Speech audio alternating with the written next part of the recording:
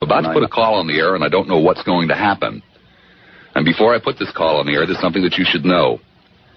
There was a bloodbath this morning at WPLP, and the man I'm about to put on the air was one of the people that shed some blood this morning. David Fowler, welcome to WFLA. Hello, Robert. How are you? Fine, David. I was told when I got off the program at 12 noon today that I was fired, and I asked why, and I was told I don't know by the person who fired me. There are other air people involved in this as well. Quite a few, as a matter of fact. But I only called you to see if you knew of anything. Know of any openings? Anything shaky? Why am I laughing? My God, I've been fired, and I'm laughing. Well, I was thinking about, I was going to call you tonight, obviously, when I got off the air. And I was going to ask you if you wanted to, since you didn't get a chance to do a last show at PLP, if maybe you wanted to come in and do an hour or two or three with me Monday or so. If you can pull that off, let's go on the air together.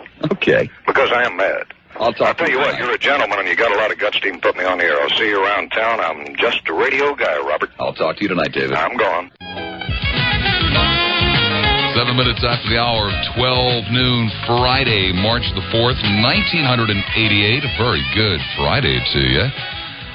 Lassiter with you on the Talk of Tampa Bay, WFLA until 4 as I am every weekday right here. What? God, clearing your throat, the whole thing. Haven't you ever been in a radio studio before or something? It's been so long I don't remember. I tell you, are you mad? 2 whole days. Are you mad? What do you think? What do you think? I know you're mad. Are you bitter? No, I don't have time in my life to be bitter. This is a very strange business. I can be mad without being bitter, Bob. It's a very, very strange business. I was thinking about, just a little under 2.5 years ago over at Humble Hut number 1, when I first came into this market. You do realize that you haven't told anyone who I am. It's not necessary. Oh, you're not going to use the name. Okay, it's your show. What can I do? I was thinking about sitting. I hate this. I don't like this at all. Have you ever been a guest before? Never been a guest. All the years of talk radio, and I've never been a guest. David Fowler, obviously my guest. I don't like it. You don't like it already? No. The show's I'm nervous. A minute old, and already you're telling me you don't like it. I'm nervous, I said. I'll tell you what I didn't like was just a few minutes ago as we came into the studio was Dick Norman fawning over me as though I were a god of some kind. It was embarrassing. I don't believe in hero worship, but I guess I should be flattered. Well, yes, you should be. But nonetheless, back to Humble Hut number 1. Mm-hmm. You had been here just over a year. I had just come into town. I remember sitting there one afternoon saying, this town, no talk radio in this town. No, this is impossible. This cannot be done. Mm-hmm. And now, finally, at last, 2.5 years later, they truly are the talk of Tampa Bay. Ought to be. For about 3 days. They ought to be. They ought to be talked about. I can't believe what they've done over there, but I'll tell you what I'm not going to do, Bob. I am not going to sit here and be bitter about my former employers, whomever they may be. I don't even know. Your former employers left town. Hell, I don't even know who fired me. That's a fact. I don't know who did. Sure you do. No, I don't. Come on. Come on what? Come on what? You were fired by Sconics. I thought I was nervous.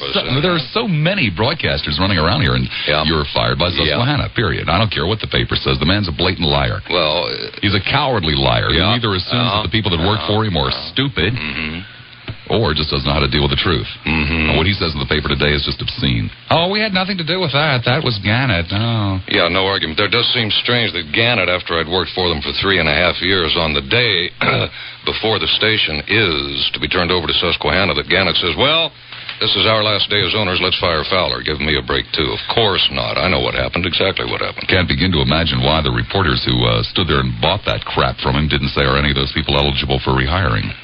Good luck on that one.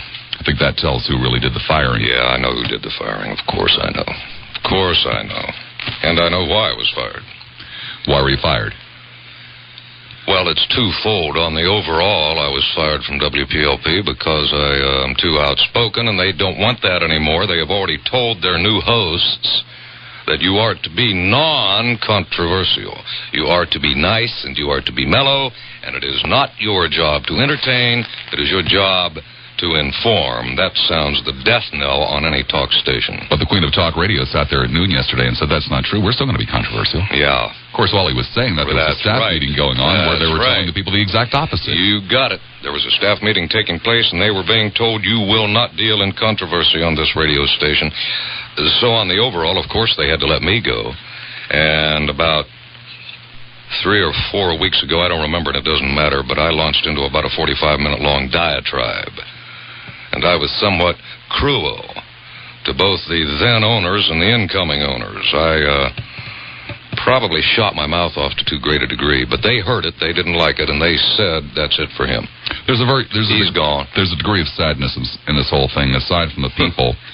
When you work in this industry, you become kind of fond of the station itself. The station actually has a personality and becomes in and of itself a being. And you and I labored together over there for approximately 2 years. You were there a year before me and a half year after me, so you have 3.5 years there. Yeah. We saw a hell of a lot happen in that place. There was an awful lot of hope. There was an awful lot of heartbreak, too. But there was hope. There was always hope. We were the kids who had no money, who had no backing, had no promotion, had no nothing except the love of the business and a hope that maybe we could turn it around. Mm-hmm. And it's sad to see the whole thing just revert back to what it had been, fluff, boring radio. Yeah. As of Monday, they will once again become what they were during my first year there, and that was a station with ratings so low that there were times when we approached, and I'm serious, being non-rated. It wasn't until they got the savvy to say, turn those boys loose. Fowler, do what you think you do best. The ratings started up. Well, I recall vividly. Now they're going to start back down again. We had a 1.7 overall. 1.7. I'll tell you, that's what really hurts me as regards losing this job. And it is that I really gave it all I had. And I did turn it around. And I brought my time period up to the highest ratings they've ever had in that time period. And it didn't matter. After all I put into it, it didn't mean a damn. Why do you, be objective. Why doesn't it matter? I mean, it didn't matter to them. I know that, but why not? Why, from their point of view? Forget the side. We don't want to be controversial. Twofold. Well, that's certainly a great part of it. Even with the ratings I managed to create at that radio station, the new ownership did not want to have a man like me in their building 3 hours a day, 5 days a week. I'm too hard to handle. That's no news to anybody. All I do is go on the air and make your ratings and make you money. Why are you too hard to handle? And if you know this, and it's what you do for a living, and it's what puts beans in the pot, why are you too hard to handle? Why don't you mend your ways? Because on the air I am the same as I am off the air. I really tell it the way I believe it to be. And if I see flaws in areas of a given radio station where I work, I'm the first one to very loudly point them out. And too many times in management ownership, they interpret criticism from an employee as being negativism, when actually it was just the opposite. See, I can tell them, as I tried to tell them earlier, I can tell them now that I no longer am employed there, very simply, that what they have put together to begin their new broadcast greatness come Monday, I can tell them flat out, it won't work. It will not work. Well, it's already started today. There was a fascinating interview with an auctioneer this morning at 9 o'clock. Yeah, that's what it's going to be. Mostly guests, very non-controversial guests, and just a bunch of nice guys with very little to say on the air. And believe me, I'm not in any way bad-mouthing the guys who are still there and who are going to be working Monday doing talk shows. Not at all. They are simply doing what they've been told to do. I, on the other hand, could not have done that. Had I not been fired Wednesday, I'd have been fired today. It's that simple. I can't do that. I know what works. I know how to build ratings. I know how to get clients. I know how to get people who will pay that station a lot of money to have me endorse their products or their services. I know how to do that, but they don't care. Because off the air, I'm not bowing and I'm not scraping, and it's not yes, sir, and I can't play the game. What are some of the things that you suggested to them over the years that they might do over there? I mean, I know some of them. Well, one of the major things I subtly suggested to them was, early on, when you had been hired temporarily as a replacement host on vacations, etc., I'll tell you how subtle I was in my suggestion to the then program director and the then general manager that they hire you full-time. I was this subtle. And here's why they don't like me. I said, if you don't hire Lassiter full-time, they said, oh, we can't afford it. He's too controversial. I said, hey, I disagree with almost everything he says. I don't even know if I basically like the man. I can't stand his slams at areas of religion. They make me bristle. I don't like that. I am a religious man. I don't like what he does, but if you don't hire him full-time, I quit. That's how I made one subtle suggestion. They said, you don't mean it. You won't really quit. I said, yes, I will if you don't hire him full-time. He'll give you the biggest numbers you've ever had. So they did. You may not know that, but that's how you got hired. Whether you know that or not, I don't care. Oh, are you? There were the days of Art Deneen, you and Harry Cupp, yeah, and that's right. Chris James. That's right. I said, you have to put this man on. He's going to become one of the major talents in radio broadcasting. Well, the man that I replaced over there, Harry Cupp, who may or may not be a nice man, I don't know. I never really met him. I have no idea. But I do know for a fact. We often tease about reading out of the newspaper, but Harry read out of the newspaper so blatantly you could hear him turn the pages. The poor man would go for hours without a call. See, that's something else you do on your program that I don't like, and I mean it. And if you think there's no silliness to me today, I was fired Wednesday at noon. I don't feel in a very frivolous, humorous mood. I'll tell you flat out, I almost didn't come in here today because I'm not thinking clearly. My mind is numb. I'm scared, man. I've got a major problem. A few bucks in the bank, and that amount is finite.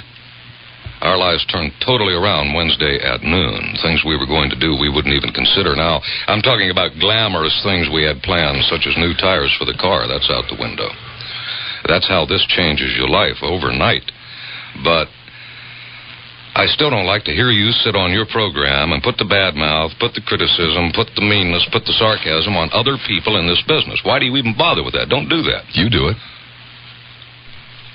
Oh, I might have once in a while, but it's a routine with you. It's a routine with you. I used to, on my program, put the bad mouth on Dick Norman when he came up opposite me after they had the good sense to get Ellery off the air. Sure I did, but that's called competition. That's all that is. But here you're talking about a man that was I'm fired. talking about bad radio. Well, that's what I'm talking about. I really don't like to... See, that's why I don't like what's going on over there right now. It's bad radio. I don't like it either. It's bad radio. It's going to hurt me. Yeah, well, because it's going to lessen the overall size of the talk audience. There's no question about it. I mean, we have people over there now who are going to run a talk station that have no knowledge of it, that have no feel for it. You got it. They're, after 2.5 years of my being in this market, and I'm sure a number of years prior to that, where these two stations tried to build a talk audience and finally got it up to about a 10% share of the market, that's going to decline in all probability in the months ahead. Oh, yeah, of course it will. There's no question that what they are going to attempt to do won't work. It can't work. It's been tried at that radio station once before, and it failed. That's not what the audience wants. Do you want to take calls? Yeah, I will. I don't know what I'm going to say. This is the first time I've ever been the interviewee instead of the interviewer, and it's not very comfortable for me, and it's only been 48 hours since I got the zip, got the axe, kicked out on the street. Oh, God help me. What am I going to do? Where can I get a job, and what does it all mean? But I'll tell you this much. If Obarski, the new general manager at WPLP... By the way, Gordy is what he wants to be called. If Obarski... This will not happen, but understand I mean this from the heart. If he were to call me today and say, Fowler, we made an awful mistake, what would it take to get you back? And I would at first catch my breath, and then I would give him the only answer available to me, and that is, there is nothing you could give me to get me back. Not now. You would rather be out of work? Yes, sir. I'd rather be out of work than have to be over there pretending to do what I'm told to do, knowing that it will fail. I could not work there, no. I could not. Could not. Any other radio people listening, I'll take anything, but I could not work there. No. There's one line open. It's in Hillsborough. The number 990-9352, 990-WFLA. Grand Prix Car Wash, 1880 Gulf to Bay Boulevard. You hear me talking about it. You hear me talking about it for a good reason. It's got to be the finest high-tech car wash in the entire Bay Area. But far, far, far more importantly, Grand Prix Car Wash is the kind of organization, the kind of service organization that you're looking for. People that pay attention to detail. People that want to keep you happy. People that also feel that you deserve what you pay for. And that's not overly common these days. And, I mean, can you imagine a business that wants to give you what you paid for? In this particular case, it's a clean car. Completely clean. Better than you can do it yourself. They'll wash the ashtray. They'll make sure there aren't any smudges on the windows. They'll make sure the carpets are completely vacuumed. And if you need additional services beyond a full-service wash, things like road tar removal, maybe you need the carpets shampooed, they're all set up for that, too. They'll even clean the engine. The Grand Prix Car Wash, 1880 Gulf to Bay Boulevard in Clearwater. It's real easy to find. It's right across the street from the Clearwater High School. Special going on this week, $2 off the price of a regular full-service car wash. Normally $6.49. You go into the Grand Prix Car Wash, you'll get it for $4.49. You'll get the cleanest car you could ever get your hands on. You'll be happy, I promise. Listeners today, Ed Hartley, Gordy, the Snowman. Hi, guys. How you doing? You ready for the calls? Sure. Okay, what the hey. David in St. Petersburg. Hi, David. You're on the air at WFLA. Good afternoon. David. Yeah. This is Clown. Hi, Clown. How are you? You remember me? Sure, I remember you. I just called to tell you that I have taken Plop off of my speed dialer, and I will not listen to them or speak to them again. I suspect it was rotten. So do I, but it had to be done. As I said, Clown, and that is a nickname I gave this person when he used to call me regularly. I've not heard from you for a long time, but as I said, even if they hadn't fired me Wednesday, I'd be gone by today. I couldn't function in that atmosphere. I could understand that, but it was the way they did it. Pretty mean. Well, to just come in and, cold and say, you're finished today. If they had told you, a week ago saying, this is your last week. Oh, no. Wait a minute, Clown. I wouldn't have wanted it. Clown, wait. Let's at least be fair and be realistic. I understand. You've listened to me, I gather, for quite a while. Do you think any radio station management in its right mind would tell David Fowler, this coming week will be your last, but go ahead and do your program? Do you think they'd allow me on the air knowing that? Come on. Well, they did it with others. Well, not with me. Oh, no, not with you, but, they did it with others. Well, the real problem over there was the message constantly passed through various different people from Susquehanna to WPLP. Don't worry. Everything's fine and hunky-dory. We love all of you. We're not going to make any changes. Telling Don Richards, he would be the last one to be fired. And he turned in front of witnesses. Clown, you brought up something that does grieve me in a way. There's not much love lost between Don Richards and David Fowler, however, because I hark way back to when I was first hired at that station, and I still have some bad memories about it. But anyway, I hurt for him for a number of reasons, the most obvious being he is, as am I, suddenly, with no job and none in sight. He is a family man. He has children. He has a mortgage. And he has no job. I grieve for him for that reason, and there's another part of this I have to say about Don Richards. I've never seen a man work with such dedication to a radio station as Don Richards. Whether I agreed with him or not is beside the point. Don was in there most mornings by 3:30, 4 o'clock, and stayed until 5 and 6 o'clock the following afternoon. He gave them his heart and soul, and he did a terrific job. I've never heard a better newscaster on radio. Never. Never. The man has a voice. He has a voice. I don't know what he looks like, but the voices. Well, he is a great radio newscaster, and he dedicated himself to that radio station. And to me, it's almost reprehensible that he was simply cut loose. That really hurts. He should have been given a chance. A great setup on the radio right now, as it stands, would be David Fowler from 9 till noon, and Bob Lassiter from noon to 4. Well, don't hold your breath on that, Clown. I know. One can hope. David, I wish you all the best. Thank you. Bob, thanks so much for having him on. My pleasure. Thank you, David. Take care. Bye-bye. One line open. It's in Hillsborough County, 990-9352, 990 WFLA. My guest in studio, none other than the king of talk radio, David Fowler. Bob Lassiter. Thank you, Yvonne. David Fowler, my guest in studio. The board's full. I'll let you know as they open up. John and Anna Maria. Hi, John. You're on the air at WFLA. Hi, how are you? Fine, thank you. Well, listen, I just want to tell you, I've gone up and down the last couple of days. When I followed Fowler when he first came here, and I took my choice and switched to WFLA. And I just think of him nothing as just, and David, you can hear this, just a self-serving egotist. And finally, Ellery came to FLA, and it was enjoyable to listen to. And something Ellery can give to you as far as a little lesson in life is when he got bumped by Norman, he had the most classy exit of anybody I've ever seen on talk radio. Yeah. And when you come over here, I think you're just a little crybaby. Mm-hmm. And also to take a shot do you at really Ellery think John, do you really think we care what you think? Yeah, I think there's a lot of people who think that. Think again, John. Mike in La Paz. Wait, let me add something there. I didn't realize you were hanging up. That's another uncomfortable thing for me here today, Bob, even though I enjoy being with you, and I appreciate your invitation to be on your program for my little swan song of radio. It makes me very uncomfortable that I don't control the buttons. I don't control the mic. I was going to say to him that there is one slight difference in the way Jack Ellery was taken off the air and the way David Fowler was taken off the air.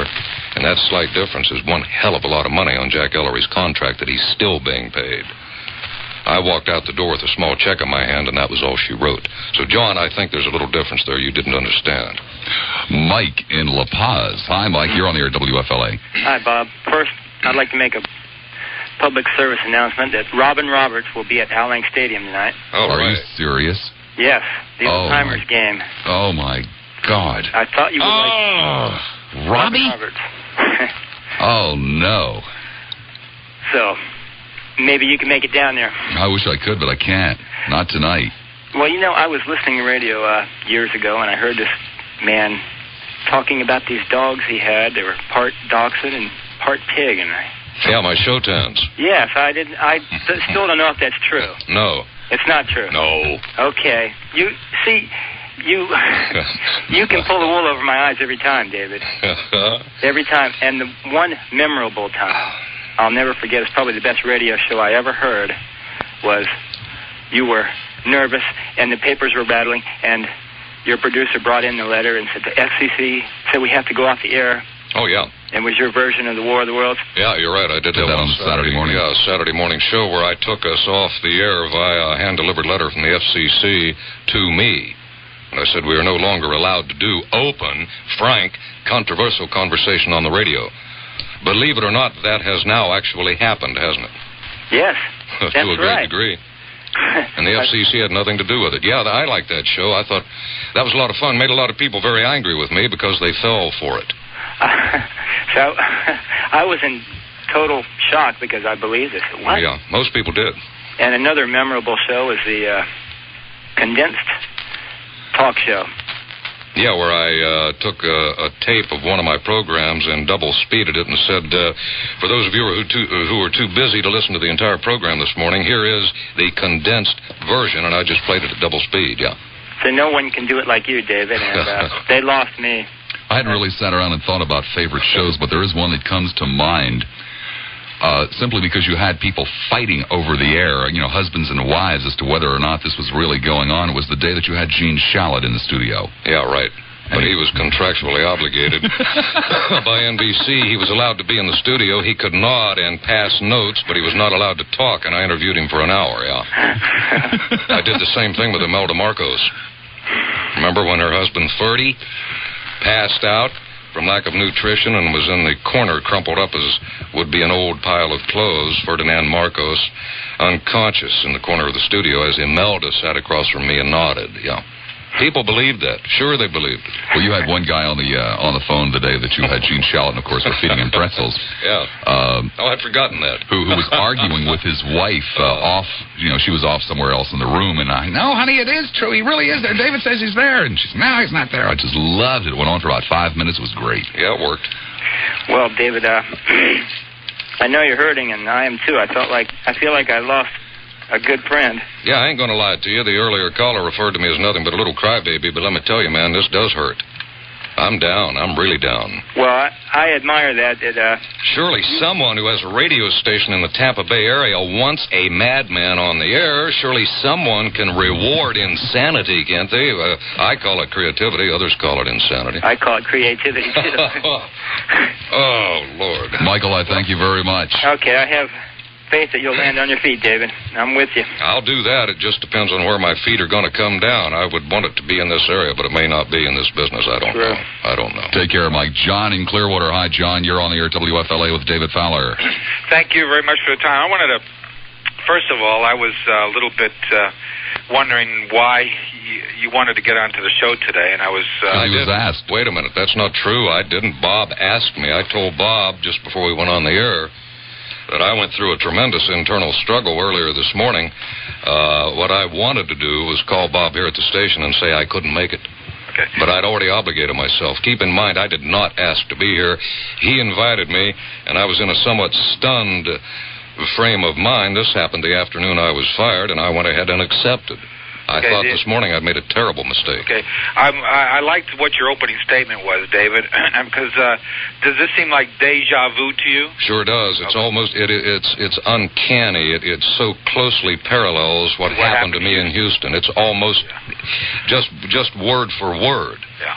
Just word for word. It apart from being bothered by being fired, but that really bothers me. That this is it's such a parallel. Yeah. Well, see, you were really upset about that. It was quite obvious when you came to this market that you were still hurting from what had happened to you in Houston. Oh yeah. But I just want to say one thing, and I want to tell you that you have given me personally some of the most enjoyable moments in entertainment that I have ever heard. Thank you. And the other thing I want to say to you, David, is that you should never apologize for being your own man.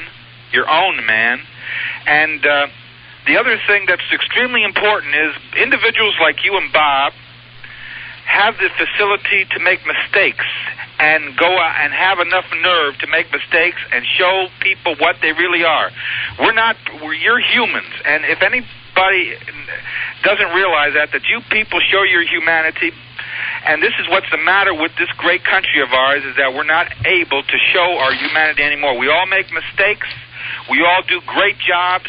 But these people want to put us in this little square peg and make us all little square pegs and make us so that we don't make any ruffles and we don't do this and we don't do that. And you can always go to your grave saying, hey, yeah, I might have been stupid. I might have made a couple of mistakes. But on the other hand, you've had real genius on your shows, too. And when you have genius, you also have failures.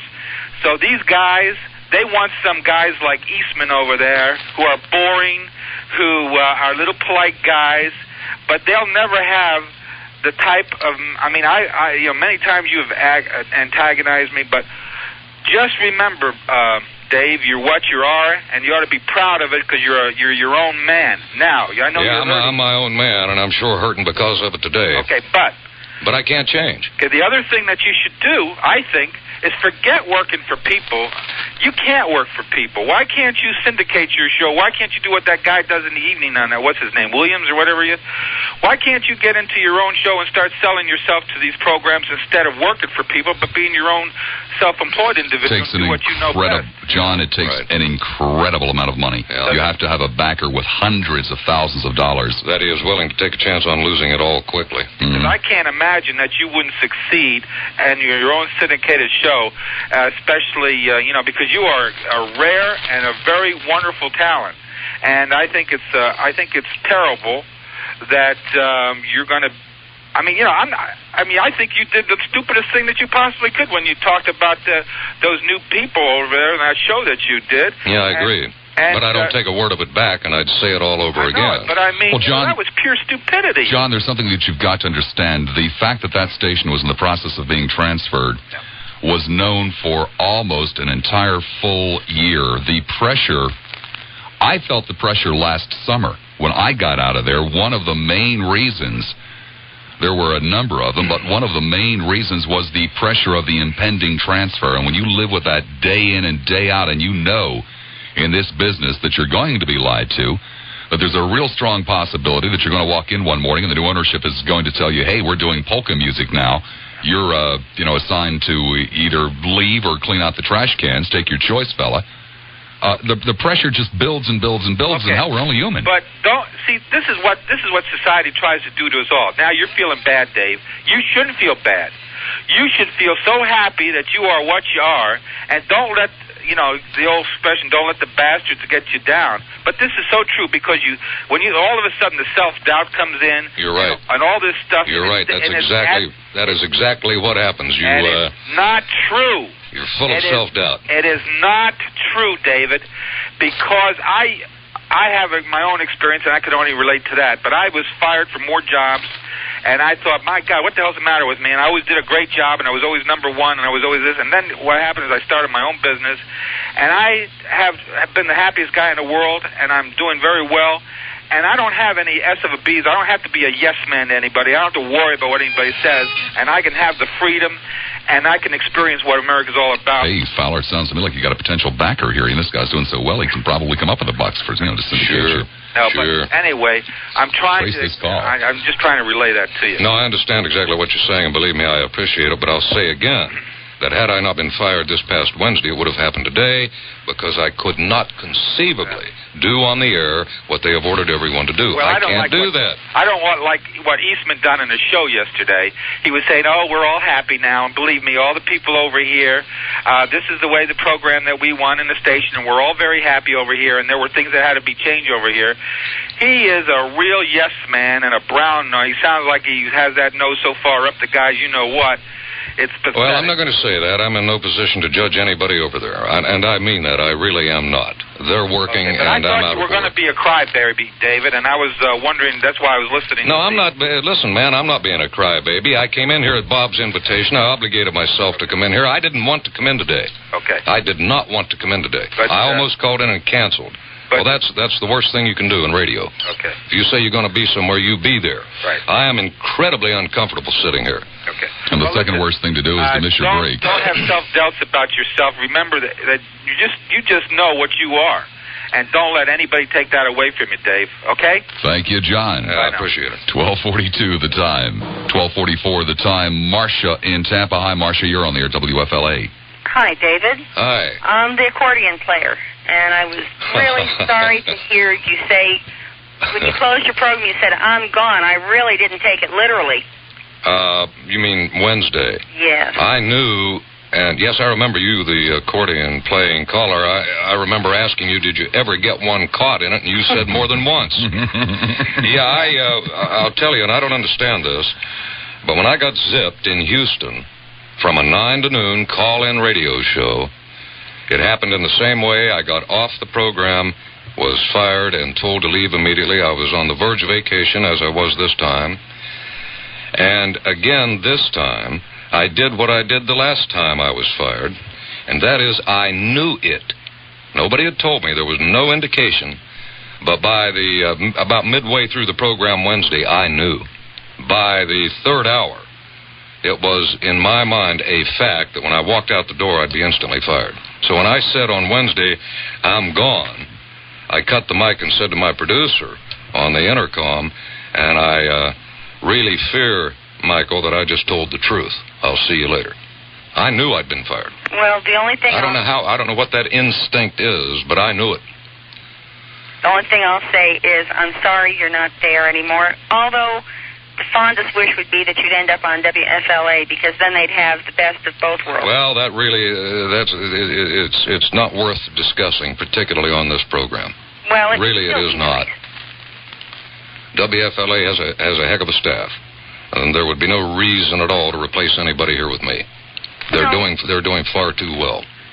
No, but it would certainly be nice to still have you in the area, because between you and Bob, I hope I'll stay here. Well, I hope I'll stay here, but that may not be up to me. Well, let's just hope you do. Just wanted to let you know we're thinking of you, and we'll miss you. Yeah, I'll miss me too, because that program was a great part of my life. Bob and I are the same in this respect, that he and I both live, drink, eat, breathe our call-in programs. I mean, it's our lives, just our lives. So that makes it even a little tougher to take. Well, again, I just want to let you know that we're thinking of you and hope that you do stay in the area. Okay, me too. Thank you, Marcia. Take care. 12:46 the time. One line open. It's in Hillsborough County, 990 WFLA. Mike Hennessy, probably in Lutz. Hello, Michael. Hello, Bob. How are you? Fine. David, how are you? Hennessy, how are you, my boy? Hanging in, pal. Good. Hey, you're young yet. I feel a little bit older. Do you have work yet, Hennessy? No, but hopefully some things are... well, right when you do. Right if you find work, Michael. I sure will. Mike Hennessy, former WPLP news reporter, newscaster, who many times on the air during my program I had only the most lavish and sincere compliments for his performance. Hennessy, one quick question. Sure thing. Did they run part number 5 today? I I don't know. Let me answer that. Yes, they did. Oh. 2 days. They did. They ran the last installment. By the way, a really fine job of reporting. They ran it as though you were still there, yeah. I kind of thought they might. Yeah, here is our Mike Hennessy, right. Yeah. Yeah, they ran it. Yeah, you know something, David, I was thinking about it. Our jobs were so different. And there's one thing I noticed that I've really thought about. You talk about making people mad. I realized something a little while ago I thought I'd share with you. The only time that you or I ever made anybody mad is when we told the truth. Sure. You can lie about somebody and they won't care. You tell the truth, and, man, you get yourself into all sorts of hot water. Well, I really hate to resort to a cliche, something that has been quoted so many, many times, particularly by our present crop of presidential candidates, but all you're doing is rephrasing Harry Truman when he said... they tell me that I give them hell. He said, I don't give them hell. I just tell the truth, and they think it's hell. Well, I think that's exactly right. And, of course, another thing, who was the philosopher who said only a mediocre man is always at his best? And, you know, when we went through our ups and downs here at PLP, I mean, we both had them. And Bob had them, and, you know, all the other talented people there have had them. Mike, how long were you there, Mike? I was there for 5 years. Okay. 4 years as a reporter, 1 year as a sports editor. You will have no difficulty, I promise you. Well, you know, some things that I'm not at liberty to discuss are, sure, I understand. You know, are being worked on, and hopefully things will, you know, very quickly turn around. They will. You know, and I certainly hope that you know, for everybody's sake, all the great 8 of us who are down on the streets are going to turn out well on this, because the old saying is true, that the best revenge is living well, and if we all pick up and move on, and we've taken care of whatever debts we might have run up in somebody else's behalf. Yeah, there you go. Yeah, you're right. You have a good attitude. Well, let's hope it all turns out that way. 6 months from now, if I'm still on the street, I might feel differently. But right now, things don't look quite as bad as they did about 48 hours ago. Looked pretty bleak Wednesday afternoon, didn't it, Michael? Man, that was grim. That was no fun. I hope I never ever go through something like that again. Well, I'm sorry to tell you, the likelihood is you will. I'm all too aware of that. But let's hope it doesn't. Maybe we'll all get lucky on this, and none of us will ever have that happen again. Go get them. Okay, thank you, David. Thank you, Mike. Thank you, Michael. To you and to Ray. Thank Bye-bye. you. Good luck to you too, Mike Hennessy. The Grand Prix Car Wash, 1880 Gulf to Bay Boulevard. At the Grand Prix, we call it a high-tech car wash, and it really is. No brushes, it's soft cloths on your car. And options, you can have almost anything done. As an example, you have your choice of 3 different types of spray wax put on your car. 12:52 the time. Lionel in Tampa. Hello, Lionel. Hello, who are you? Lassiter. Hi. Man, I've heard of you. Dave? Yeah, hi. I want to thank you. I know this sounds corny. I was thinking, as I was waiting to get on, how to prevent what I'm saying from sounding corny. But Don't say it. I'm speaking from the heart. Thanks for what you've done for us. Thanks for your friendship. Thanks for being there every morning. Thanks for doing your stuff. Thanks for entertaining us. Thanks for doing your job. You know, Nietzsche once said, what does not destroy me makes me stronger. And I think that adversity in life sometimes tempers our steel and our metal, so to speak. Well, at the rate I'm going, I should be one of the strongest men alive, Lionel. You are cast iron Fowler here.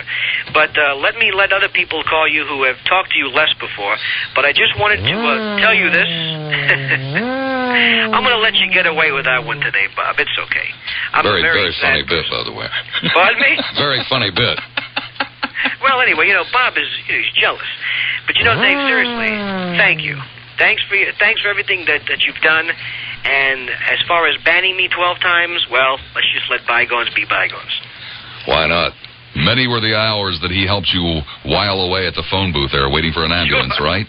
Many hours of otherwise idle time spent dialing quickly. You know, I have a form of arthritis in my dialing finger, thanks to you. But anyway, you're going far. I'm not worried about you. None of us are. But again, thanks a lot. Did you know Lionel is no longer able to buy automobile insurance? No, why's that? He had so many wrecks racing to the scene of wrecks. Is that true, Lionel? Yeah, these are true statements. Well, I will admit to the fact that I did have about 12 gross of cervical collars made with my initial, please return to the office of... I'll also admit that you made about 12 gross calls, too. Well, I have. We've had our moments. I mean, Those who don't know, and I'm sure most regular listeners do, this is Lionel, who is, when he had those callers with the initials and the please return message returned to his law firm, it was addressed to Dewey, Cheatham, and Howe. Oh, yes. One of the old legal jokes. funny. Even jocose, even at the point of being sad. But listen, Dave, Salwete, Godspeed, and may the force be with you. Take care, Lionel. Bye, Doris. See you later. Henry in Plant City. Hi, Henry. You're on the air at WFLA. Oh, no. Henry is the newest member of the Dog Meat Club. Mike in Lutz. Hi, Mike. Why have you gone from Subhuman Pig Club to Dog Meat Club? I don't know. Hello, Derwood. Hey, listen, I have Freeler here, my boy. I know. I have a comment to make. Yesterday, Bob's program was on ethics. And I remember when Bob was having a problem over at the WPLP with people calling one of his commercial advertisers, or he was advertising. Longshoreman Restaurant, right? Restaurant, right. And I know you and Bob don't get along politically on a lot of things. And someone called and started talking about how they should call and protest this restaurant and tell this restaurant they weren't going to do business with it. Yeah. And you made a comment that I thought was one of the most ethical statements. You said, I may not agree with anything Lassiter has to say, but the day you drive Lassiter off of the station, I quit. You made that statement. Yeah, I know I did. That's 2 times that I made that statement about Lassiter. But you made that public. I said, if by your boycotting one of his former commercial clients, you cause him to lose his job, I quit the same day.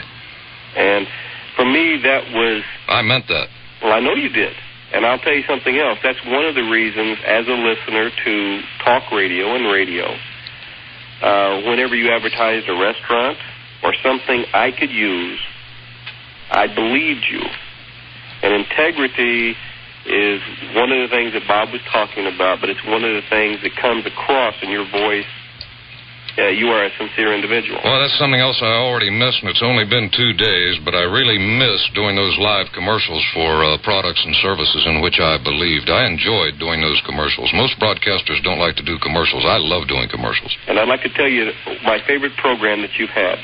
Okay. And I was embarrassed at first. All right. And that was when Fred Travelina was supposed to show up and got lost. Yeah. And you ripped him. I sure did. I mean, for a half hour. I sure did. And he shows up. You got it. And it was the funniest interview I have ever heard.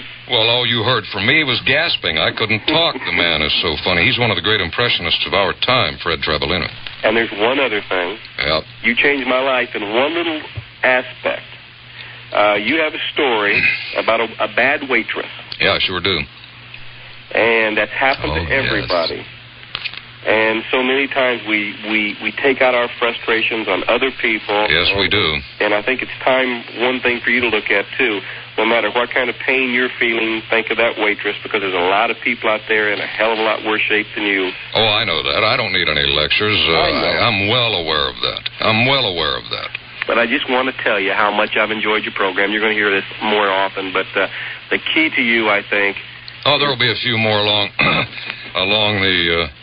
the lines this afternoon. There will be a few more who want to kick me while I'm down. Yeah. That's okay. That's all right. I understand. I made a lot of people despise me. I let them get in their shots now, cheap as they may be. I'll take them. Well, I just want to tell you about your ethics. I think that you're one of the few people that have them. Thank you. Well, I got them. Bye. Thank you, Mike. One line available. It's in Hillsborough County, 990-9352. 990-WFLA. When there are lines open in Pinellas, the number 461-9352, 461-WFLA. My guest in the studio, David Fowler, lead of WPLP, which, by the way, rumor has it won't be WPLP much longer. They're applying for new call letters. I can't begin to imagine why. Can you? What do you mean? Well, why they would want to, take away those great call letters. They may well look upon the call letters WPLP as somewhat akin to the albatross around the ancient mariner's neck. Are you sorry you worked there? Am I sorry I worked there? Yeah. No, why would I be sorry I don't know. I'm just asking, whether or not the whole process was so painful you just assumed that it had never happened. Because there were a lot of... Lassiter.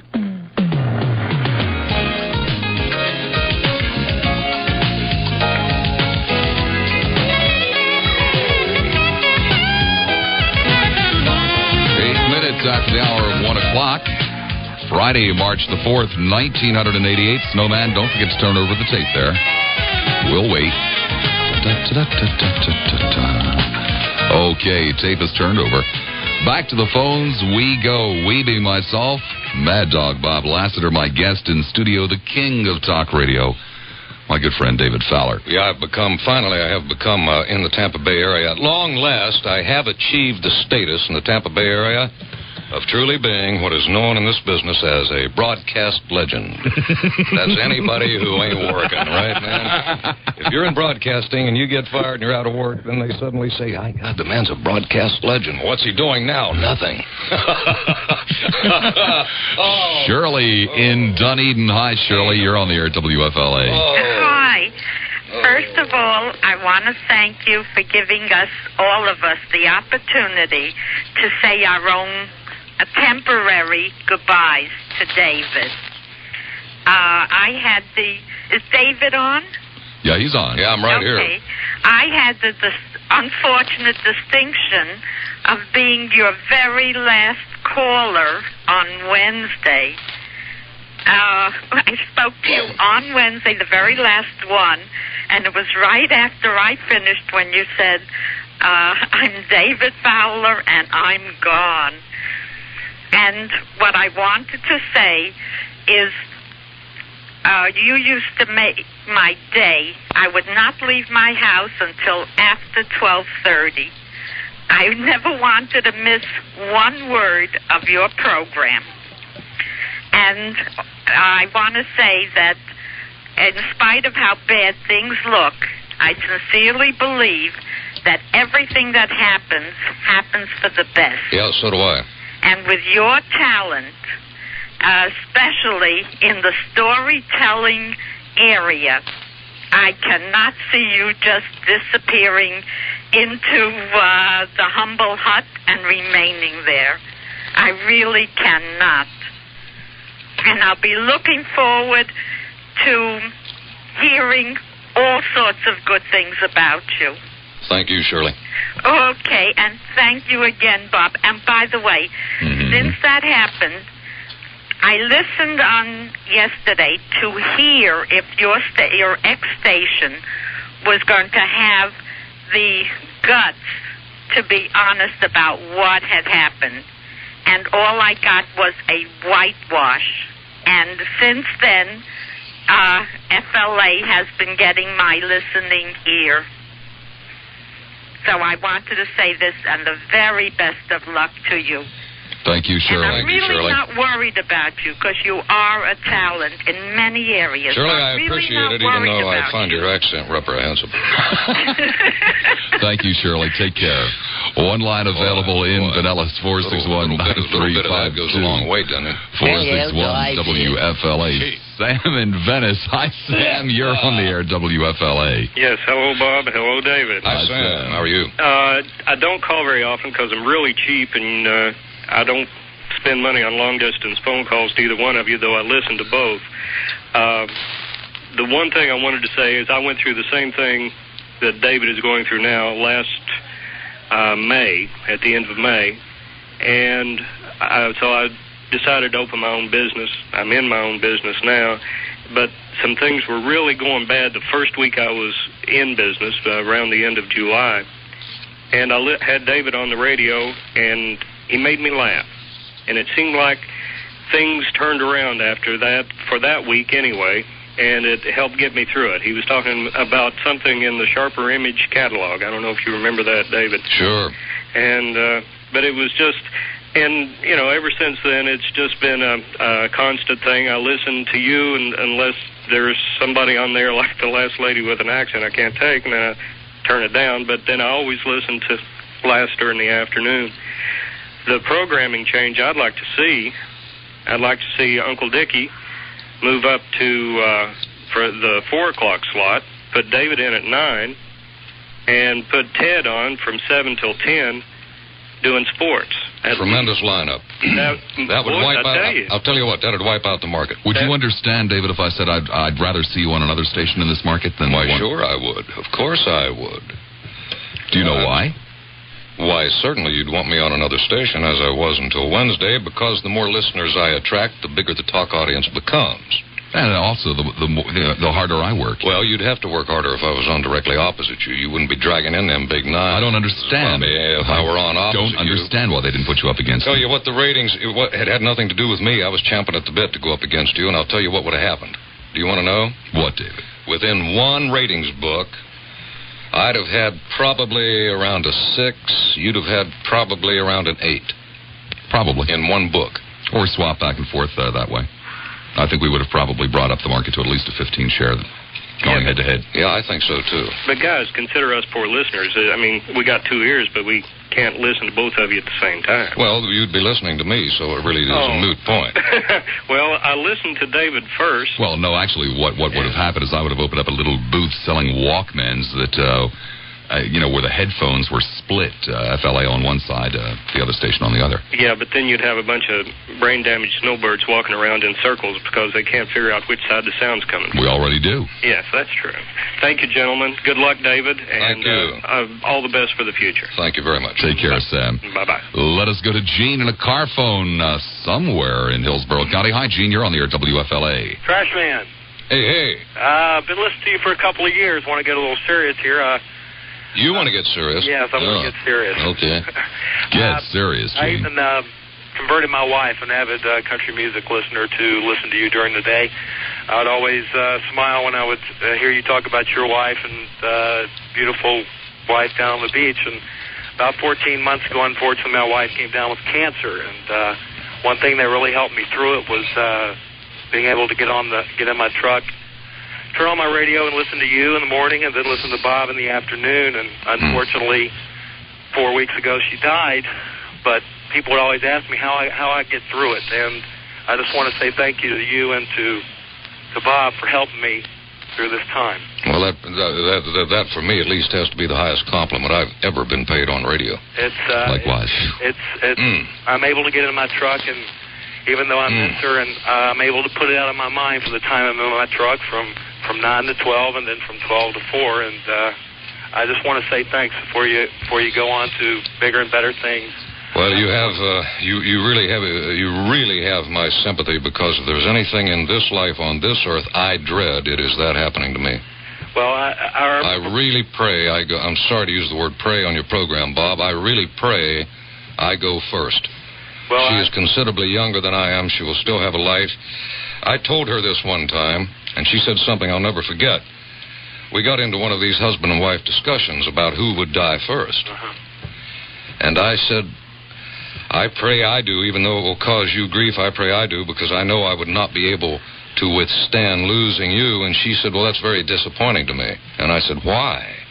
And she said, because I would have hoped that knowing me and loving me and being with me these years had made you a better person, even more easily able to cope with loss and tragedy, not less so. Can you imagine someone saying that to you? Well, we had those same conversations, and I had always hoped that she would go first, but unfortunately she didn't. I can remember one call I remember you having, I think back towards, I think your last call either before Christmas break or New Year's. You were talking to a gentleman about your wives and that glow in your wife's face that attracted you to her. Yeah. And my wife had that glow, too. In fact, David, I was with her when she took her last breath, and she had that glow in her face until her last breath. And again, I'm getting choked up. I don't want to take up too much time. I just want to say thanks. You've helped me more than you'll ever know, and I really don't know if I could have gotten through it without talk radio. I can't listen to regular radio. Songs come on. Oh, I know. Think of her. Oh, yes, I know. Listen to talk, and now I don't have you in the morning, so I switched over to Dickie, but thank God I still got Bob. But again, I just want to say thanks to both of you very much. Thank you, sir. God bless. Bye-bye. Gives you goosebumps. Makes it all worthwhile, doesn't it? Yeah, it does. That happens. I'll tell you, Bob, it's one thing that bothers me about you is that you're so damn mean so much of the time. I think too mean much of the time. But even with your meanness, it is surprising how much actually all of us who are, or were, as the case may be, in call-in radio, how much we really become the only company some people have. We're it. We become for so many people, almost the best friend. That's a fact. Are we being Bob Lassiter and my guest in studio, David Fowler. Rosemary in Sarasota. Hi, Rosemary. You're on the air at WFLA. Rosemary once. Rosemary twice. Rosemary never, ever again. Hank in Dunedin. Hank, you're on the air, I hope. Yes, I'm here. There you are. I'm here. Listen, Bob, I want to thank you. I'm a friend of David's. I've known him well. I've listened since he came on the air here. He has done business for me. He is, without a doubt, the finest salesman that any individual could have representing his company. He also does believe in the products. He checks out what he represents, and he's a neat guy. And David, I'm shocked. I got off the boat yesterday and heard on FLA that you had been let go. And without a doubt, the biggest mistake that any radio station has ever made. And I would hope that since I don't have your new number, that you give me a call when you get an opportunity. Will you do that? Hank Fox? Yeah. Yeah, sure I will. Good. Thanks, partner, because I got off the boat yesterday and flipped. I thought you fell off the truck about a week ago. Pardon? Nothing, Hank. No. You know me, I'm damn gullible with you. I believe everything the man says, Bob. He and my wife get going. We've been together, and I'm stunned. After about an hour, I'm so confused between the two of them, I don't know whether I'm coming or going. I've been a guest many times in David's house, and I have never left there anything but exhausted. Exactly. Especially the beer and tomato juice routines are wonderful. But would you give me a call, dude? Well, I consider that social lubricant, Hank. we all have our various ones. Well, you certainly do. Yeah, I remember. I'll tell you what. I remember you imbibing off of Anclote Key one summer afternoon with Ray and your boy. And without a doubt, one of the most gorgeous skies I've ever seen in Florida. And Bob, David was waxing philosophical. Waxing philosophic, is that more correct? And really babbling on. That's right. I really enjoyed his company. And David, I'll miss you. And give me a call, will you, partner? Yeah, I will, Hank. Thank you. Okay, buddy. Take care. One line open. It's in Pinellas, 461-9352. Michael in a payphone in Largo. Hi, Michael in a payphone. I just wonder, David, did the local newspaper have anything to do with it at all, do you think? No. And also, how about putting a name on some of these faceless eunuchs that control the programming? I mean, this new nerd that has infested our area, I mean, do they have names or anything like that? I mean, so in case you're introduced to them at a social function or something like that, you can spit on their shoes? Let me tell you something about when you say a local paper, you're referring to the St. Petersburg Times, and I had an on and off vendetta for the Times, but the fact of the matter is this, that the Times is not overly concerned with one radio guy doing a call-in conversation program, not when their Sunday paper has a circulation of some 480,000. They're really not too concerned with a little radio guy like me. Number two, the story the Times did yesterday on my being fired was as complimentary to me as it could have been. It was a great piece of reporting in my mind because it was so flattering. Well, yeah, they sort of mentioned the Contaminome situation, and that's what prompted my question. I only brought that up to the reporter with whom I did the interview after being fired. My referring to the Suncoast Florida Dome as the Contaminome for obvious reasons. Mm-hmm. I only brought that up as one little example of being controversial, of making some people in power mad. And that is what the new ownership at my former place of employment does not want.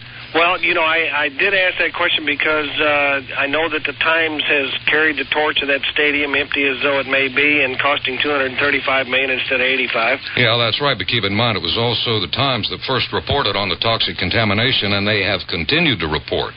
So you can't fault the Times on that. Well, now, but the contamination was known at least 3 months before it ever came out in the newspaper. They had, in fact, anybody that has done any site prep work of the scope and size of the stadium situation would have known to have done soil tests in an area like that long before, and soil tests were done.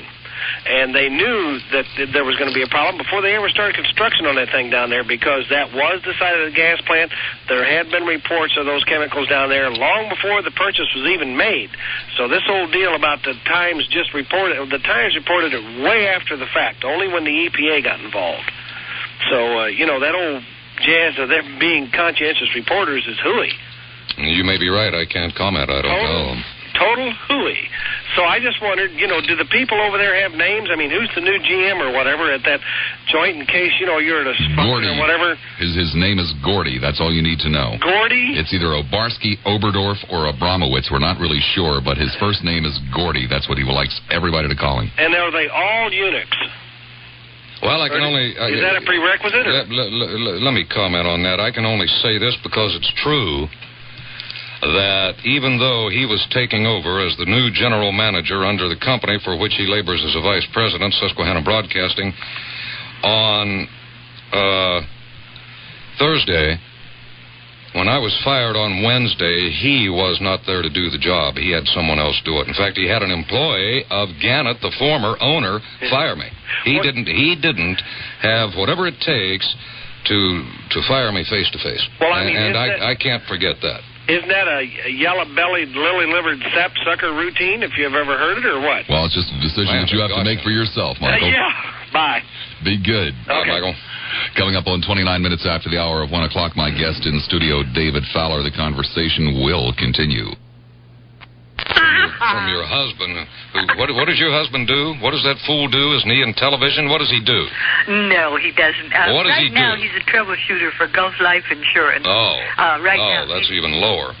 Yes, he's in the West Palm Beach area now. Oh, he's not in town today? No, he's getting rid of a thief they discovered in the office. Yeah, that's actually, I might as well go ahead and tell the truth. That's why I was fired from WPLP. We're in the till again. They caught me stealing. I know it. And you've had so many things. What I was in the midst of stealing was simply the highest rating they'd ever had in that time slot. I stole it, you see. And they caught me, so they fired me. They said his ratings are too high, fire him. Well, I have my thanks. You're right, I am mad. What? I have my thanks. I want to compliment you on the physical stamina that you must have to put a jacket on over those sharp instrument wounds in your back. You're doing it again. You're no pausing. Comment there, Mims. I want to hear you do a... I'll come up with one. Hold on. But, okay. Not right now. Oh, all right. I have my thanks to give you, too, because I think above anyone else in the Tampa area, you made my name a household nerd. Yeah, I think regular listeners to these programs are well familiar with the name Peg Mims. There would be. That doesn't mean that there's any admiration, love, respect, or even a basic sense of like for your name. They just are aware of it, is all. But you didn't say would-be talk show host. And after all, Susquehanna, I thought you would like to know, Susquehanna has contacted me. We're going to do exciting shopping sprees in downtown Lutz featuring Carolyn Dundas and Peg Mims. Now, doesn't that really grab you? Yeah, it really does, Ms. Mims. You don't believe me? No, I do believe you. That sounds like the kind of programming they say they want. That's right, and then we're going to go on to the cooking show. Yeah, I can see you and Carolyn on a shopping spree on radio in downtown Lutz doing comparison shopping for... it would be... female laxatives, right. We would... I hope we're opposite Bob Lassiter. I mean, we just wiped him out, wouldn't we? Well, I mean, they would be sitting there, talk about making strange noises. He'd just be drumming his fingernails and gritting his teeth. And then we're going to do Reinventing the Lowly Burger, 5,000 ways to cook hamburger. Peg, you're too close to you're too close to the truth for me to smile. Oh, well, why don't you practice saying welcome to my world? Let's have you on at nighttime. Let's have the whole 24-hour-a-day talk show. You're right about that, Bob. What do you mean, boring? Get her off, will you? Bye-bye. Bye, Peg. Ray in Plant City. Hi, Ray. You're on the air at WFLA. Hello, Bob. Hi. And good afternoon, Bhagwan of Talk Radio. Yes, my son. How are you? Fine. I can understand. I shouldn't ask that question. I just wanted to tell you, Dave, that I had never listened to talk radio until about 2 years ago, and a guy I worked with told me, hey, you've got to listen to this guy. He's something else. And I did, and I was impressed, and I've been listening to you, and after listening to you, I was listening to Bob, and so God, I was afraid he was talking about Tim Coles that led him to us. Oh, damn. No, I'm sorry, it wasn't Tim. But I just wanted to say, Dave, that you're an interesting guy to me. I know there are a lot of people who won't say that to you, but I want you to put out your cassette of stories. I believe it or not, I'm thinking seriously about that. I want you to do that because I've never heard the banana suit story. Well, stay tuned because I will advertise it here. You are? I will if I do it. Oh, okay. If I get around to taping all the stories on a cassette to offer you by mail for $10, I will advertise it here on WFLA. That's great. I'll buy it. I have no problem with that. Okay. And Dave, I'm sorry to see you're not on the radio anymore, but I hope you get work around here somewhere, because I really like listening to you. Thank you. And hope to be talking to you again sometime soon. Thank you. Okay, bye. Take care, Ray. Let's go to Alex in Sarasota. Hi, Alex. You're on the air at WFLA. Alex is another new member of the club. 2 new members today. Pat in St. Petersburg. Hi, Pat. You're on the air. Yes. Hello. Good afternoon, Bob. Afternoon, sir. How are you? I'd like to speak to Dave. You are ahead. David, it's my understanding that in the years past when you were in West Virginia, you were in the glass business. Oh, yes, that's right. Well, let me tell you, my friend, I've enjoyed you for 2.5 years. I have a thriving glass business in St. Petersburg, and I'd love to have you come join us. Now, there you go. I guess You're not now. out of work any longer. I guess now we know the truth of my career. Wait a second. You used to work in the glass business, David? No, I used to own a glass company. I used to work in the glass business. I had this uncle with a Hudson. Down then. What did you say? Pay no attention to Lassiter. What did you say? I said, well, both of you come on over. We're always looking for good people. I can see Lassiter in a glass shop. Well, I worked at a glass shop, and I had this uncle with a Hudson. And I don't want to hear it. We put one of those smoke bombs under his hood, brand new Hudson. It was terrible. Pat, that's one of my stories that I've told about the glass shop and my uncle and his brand new Studebaker, and I put one of those car bombs under the hood. Mm-hmm. That sounds just like my story. Yeah, I know, and when he started, he was so proud of that car. And he hadn't owned the car for an hour. When he brought it into the shop, he went into the office. I slipped the car bomb under the hood. He came back out, and we all said, start it up. We want to hear how it runs. And he did. The car bomb went off, and that hood on that Studebaker was about 2 inches above the engine. And the car bomb blew a little convexity right in the center of the hood. In other words, put a hump in it. He didn't like it, Pat. Yeah, I did everything in glass. You name it, and I can do glass. It's astonishing that the story's so close to mine.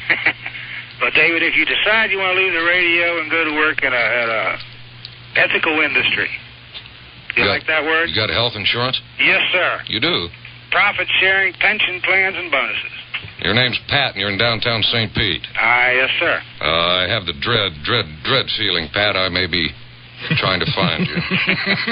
Number 1 in the yellow pages for St. Pete. I won't mention the name, but it is the first name. Go ahead, Pat. Give what it a plug, the hell? City Glass and Mirror. Was that City Glass and Mirror in downtown St. Petersburg? Yes. And people should ask for Pat. You bet. Okay, Pat. Okay. Take care. Bye-bye. Bye-bye. Alex is back in Sarasota. Hello, Alex. You're on the air at WFLA eventually. Hello, Mr. Lassiter. Hello, Alex. I'm sorry I kind of hung up because I've been on the phone for half an hour waiting. I understand. All right. Delbert. Yo. This is Alex with Buddy the Greyhound from Sarasota. Oh, yeah. Oh, yeah. Okay. Having been in the broadcast business for about 6 years, which is minuscule compared to you fellas, but longer than that. I, too, ran into a situation where some hotshot came out of town, bought the business, and figured, let's change things. I don't understand. If it ain't broke, why do you fix it? That's part of the psychology of radio to too great a degree. I've seen it happen a number of times. It happens all the time, and it really cracks me up. I mean, it ruins the marketplace. It is difficult to understand when WPLP's ratings were finally beginning an upward spiral that they decide to change the whole thing from top to bottom. No, I don't understand it. I just have experienced it before. I'll never understand it. You know, and coming back to FLA. Now, I listen to you in the morning. I listen to Mr. Lassiter in the afternoon. Prior to the change around on FLA, they had a tremendously popular sports show with a Mr. Webb. In the early evening. Name rings a bell. Yeah. Webb. Yeah. And Fred it Webb. was very popular. They changed that gentleman out of his expertise into a talk show host and completely ruined that time segment as far as I'm concerned. This is just one caller's estimation, okay? And I have some notes here that I was going to discuss, and I wrote down the name Lionel, and he didn't fail me. He called you, Mr. Fowler, and I was really impressed. Well, I'm glad he did. He was always even as mad as I used to get at Lionel from time to time. I mean, seething with anger at Lionel. Sometimes I banned him from the program, I don't know how many times, but I would always allow him back on because when he made a good call, it was among the very best calls. Yeah. I'll tell you what, you made a comment back some 15 to 20 minutes ago about, I'm having a little difficulty with this, but the gentleman who called about his wife passing away from cancer. Yes. You and the type of work you do and Mr. Lassiter does, you pointed it out that you are, in some sense, friends of people who just probably have no friends. And I felt very, very touched by that gentleman's call. Are you lonely? No, I'm not lonely. I'm fine. I have a family and everything. You know, no problem. I was just touched by that man's gentle call and your response to it. Well, I was very touched by the call, too. Well, I want to compliment more than you would know. Well, I can understand that, for sure. Do you know that when I got home Wednesday after being fired and sat down at the picnic table under a nice bright blue sky, warm sunshine, my young and lovely wife was sitting there waiting for me, and I sat down. We chatted for a minute or two. And she said, anything new? And I said, yeah, I just got fired. And we talked about, she'd been through this with me before. Sure. And we talked a few minutes about it, even though there was nothing to say. It was a fait accompli. That's right. Fact is fact. Well, Bob doesn't know what that means. I'm glad you... Yeah, a fait accompli. Bob is very clumsy with foreign terms unless they involve bestiality. But... As we sat there chatting, and I just told her I'd been fired, there was a lull in the conversation, and she looked at me, and tears filled her eyes, and she said... What are your friends going to do? She said, let me tell you something, and I said, what? And she said, you don't know because I've never told you. She said, how proud I am of you and the way you are and the way you stand by what you believe to be right. She said, I can't really tell you how proud I am of you. And this was within 15 minutes after she had learned that I was out of work and we were in trouble. Yep. That's it's a wonderful statement. It's wonderful. Well, I certainly won't ever Fowler, forget. Mr. Gilbert Freeler. Freeler, here, my boy. And Mr. Lassiter. You in the morning and Lassiter in the afternoon, and as far as I'm concerned, Webb back on sports at night. Bang, you got a station that will really cook. And people will just listen to the listeners. Gee, I don't understand why they don't do it. Thank you, Alex. Take care, my friend. All right. Goodbye. Thank you for calling back. One line available in Hillsborough, 990-9352. 990-WFLA. 1:46 the time. Back to the phones we go. Ernie in Oldsmar. Hi, Ernie. You're on the air at WFLA. Ernie once, Ernie twice, Ernie never, ever, ever again. Oh, shame on you, Ernie. Oh, good. Give me a break. One line open in Hillsborough, 990-9352. John in Tampa. Hi, John. You're on the air at WFLA. John bit the dust, too, I swear. People just don't have the staying power they used to. That opens up another line in Hillsborough. Off to James in St. Petersburg. James, you're on the air at WFLA. Hello, Bob. Hello, David. Hi, James. Hey, David, my friend, this is What? a temporary state of affairs. We said in the 60s, what goes around comes around. Well, I still say that. And, sir, your karma is good. And good things are going to happen for you. Wait a minute. This isn't James Upshaw from Freehouse. Yes, sir, my friend. I didn't recognize the voice either. Hi there, James. Hi, my friends. Both of you guys have done so much for the homeless and the people that are disenfranchised in our society.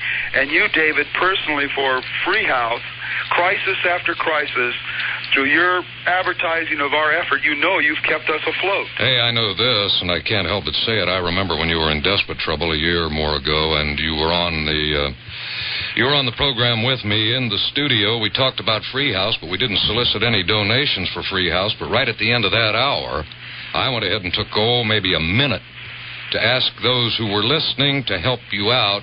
And within 3 days, I raised $8,000. Well, you've raised a lot more than that. You talk about the power of radio when it's done right. Well, what you've done for this community on behalf of those folks that are hurting and for our particular effort, we're forever grateful, David. Well, I did a lot of shooting off of my mouth during those nearly 3.5 years of that program, James, because I received so many calls from so many men who had just been fired, and they were desperate, and I told them how to cope with it. Exactly. Gave them all the good-hearted and well-meaning instructions on how to deal with being fired as I was able. Now I'm having to put my money where my mouth is. Well, you're going to be all right, sir.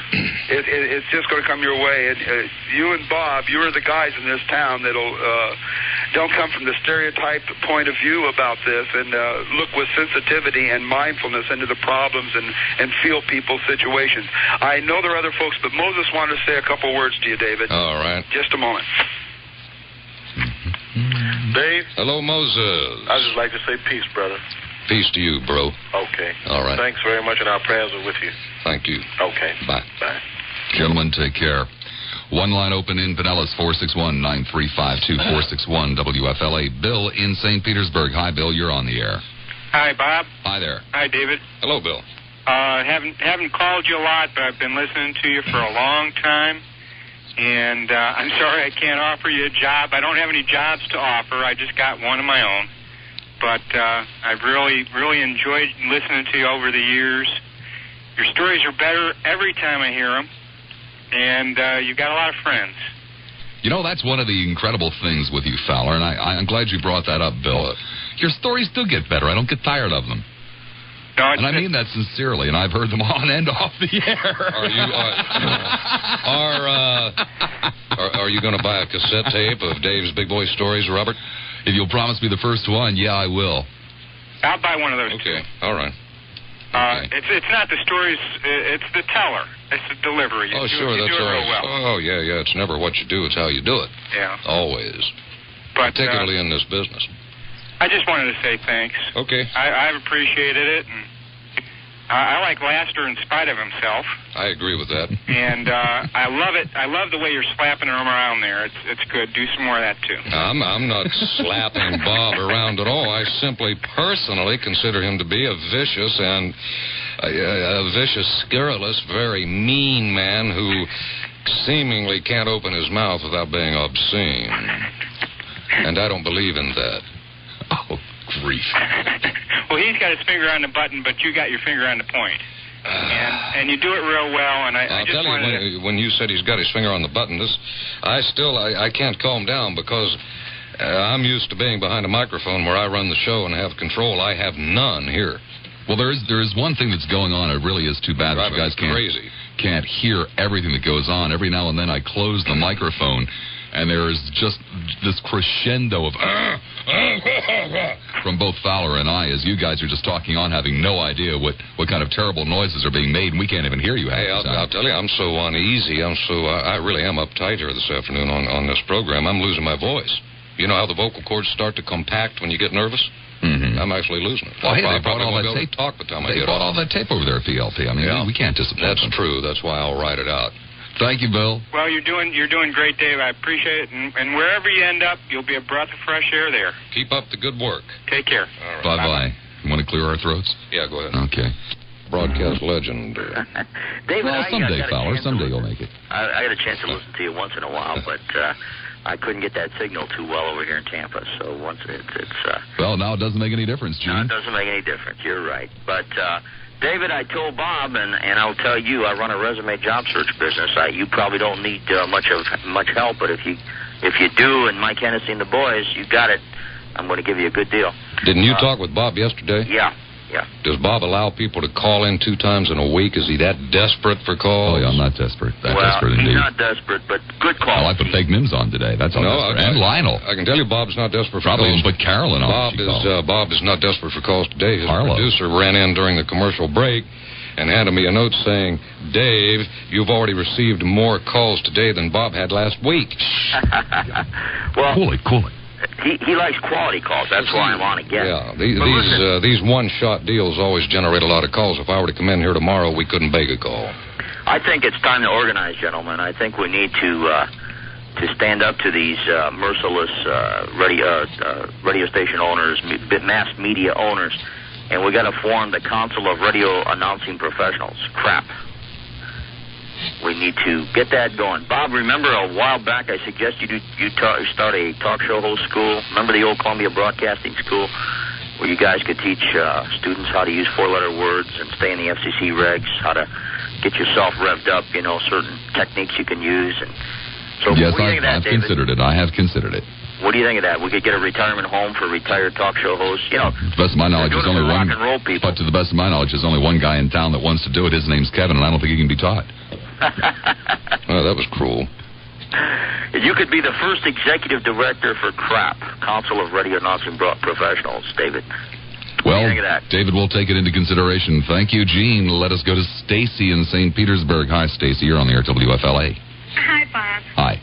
David? Hi. Hi, this is Stacy the Night Owl. Hi, Stacy. Hi, too many times in my life I've let times go by when I didn't say something to somebody that I really wanted to say. And I just wanted to call you up. I've been dialing for over an hour. I could do this number so fast now, it's unbelievable. But I wanted to tell you that I really admired you, and it was a privilege to produce your Saturday shows back when I was doing that. And I think you're a really hip guy. I think we'd have a lot to talk about if we ever got together or anything, but I'm sorry that you're leaving so soon before I really got to be friends with you. Okay, let me do you the greatest favor you've been done lately, all right? Okay, what's that? Say goodbye. Oh, goodbye, David. Okay, bye. I don't think she understood what I meant, but... One line open in each county, 990-9352-461-9352. Living dangerously. Off to Steve in Tampa it is. Hi, Steve. You're on the air, WFLA. Hello, Steve. Steve once, Steve twice. Steve has no staying power. At least that's what his wife says. Chris in Tampa, you're on the air, WFLA. Yeah, hi. Hi, Chris. Doing pretty good. I want to thank you both. I work in a major warehouse here in the area. I don't know if you know, but they pipe in music all the time. And after about 3 weeks, I managed to put them on the talk radio, and you'd be surprised how much everyone enjoyed it over the, Q105 radio station.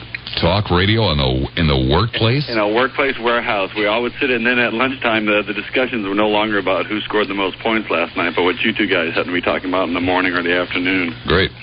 We once got a call over at PLP, my wife fielded it, from a woman who ran some type of psychiatric care center. And for some strange reason, they had problems putting music over the PA system because it made the patients too lethargic. Yeah. And they would sit there and sometimes tap their feet. So they put WPLP on. This is, of course, about 2 years ago when David and I both worked there. And they called up to complain, saying that, it was just too much. It was making the patients restless, and could we please tone it down and maybe at least sometimes play some music so at least they would go back and just tap their feet again. Wicked. That's all. Just one other point I wanted to bring up. You wondered why sometimes companies change their plans sometimes when everything starts to look real good and profits start to go real high and all that. There's a reason why. In the world of business and profit and loss, sometimes loss is profit. Well, PLP never made any money. Right, and I don't think it ever was meant to. There are some companies that are owned they're just subsidies, and it pays for them to be a loss for them. Well, that's not the case with Guy Gannett, at least when they were the owners of WPLP. They wanted to make money. They were very unhappy that they weren't. But like an awful lot of businesses, they took the exact wrong tack when things started to get a little bit tight.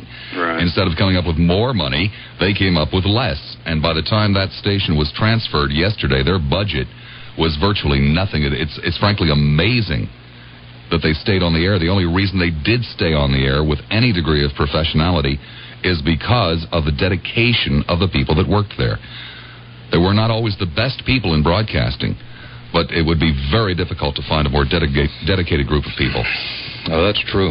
Yeah, that's true. I have to agree. I want to thank you both. And I think they're right. They ought to switch Ted back to doing sports at night. Well, we'll pass it along. Thanks. Probably means I'll put him on in the morning doing cooking tips. They thought people wanted him doing sports.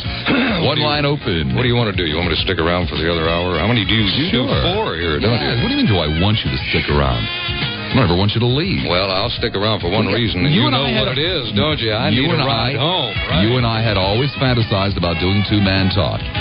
Did we not? I fantasized about a lot of things, but never that.